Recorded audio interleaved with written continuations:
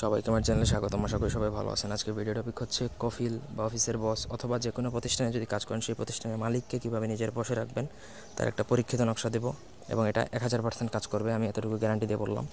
পুরো ভিডিওটা না টেনে শেষ পর্যন্ত দেখেন। আমার চ্যানেলটা অবশ্যই সাবস্ক্রাইব করবেন, লাইক কমেন্ট শেয়ার করবেন। ব্যক্তিগত যে কোনো কাজের জন্য স্ক্রিনে দেওয়া নাম্বারে এই মধ্যে হোয়াটসঅ্যাপে বা সরাসরি ফোনে কথা বলে যে কোনো কাজ করাতে পারেন। এই তদবিরটাও আমাদের থেকে নিতে পারেন। আমি এই তদবিরের বেলায় 100% গ্যারান্টি দিয়ে বললাম। এটা যদি আপনি নিজের কাছে রাখেন তাহলে মালিক হোক, কফিল হোক, যেই হোক, সবাই এক কথায় আপনার অনুগত থাকবে, সবাই আপনার বশীভূত থাকবে। আপনি তাদেরকে দিয়ে আপনার ইচ্ছা মতন যে কোনো কাজ করাতে পারবেন।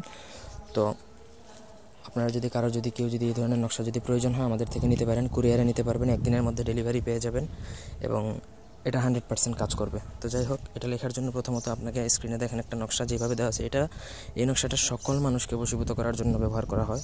তো যদি মনে করেন আপনি আপনার অফিসের বস, কলিগ বা আপনার মালিক অথবা কফিলকে আপনি বশীভূত করতে চান, বা তারা যদি আপনাকে ঠিকমতো বেতন দেয় না বা আপনার প্রমোশন হয় না অথবা আপনাকে তেমন একটা প্রাধান্য দেয় না বা আপনাকে হিংসা করে, আপনার সাথে রাগারাগি করে, আপনার বেতন আটকিয়ে রাখে, এই ধরনের যত যাবতীয় সমস্যা আছে সব কিছু সমাধান হয়ে যাবে। এই নকশাটা আপনাকে প্রথমত শুক্রবার দিনে পাক পবিত্র হয়ে নামাজের পরে আপনাকে নকশাটা লিখতে হবে। হিন্দু বা অন্য কোনো ধর্মাবলম্বীরা আপনি নামাজ না পড়লেও আপনি পাক পবিত্র হয়ে নকশাটা লিখবেন এবং নকশাটা ভোজপত্রের মধ্যেই আপনাকে লিখতে হবে। তাও জাফরান কালি দ্বারা, অন্য কোনোভাবে লিখলে হবে না, নকশাটা জাগ্রত হবে না। নকশাটা যে লেখা যখন শেষ হয়ে যাবে তারপর নকশাটা একটা মাদুলিতে ভরবেন। চেষ্টা করবেন অষ্টধাতুকার উপর মাদুলিতে ভরার।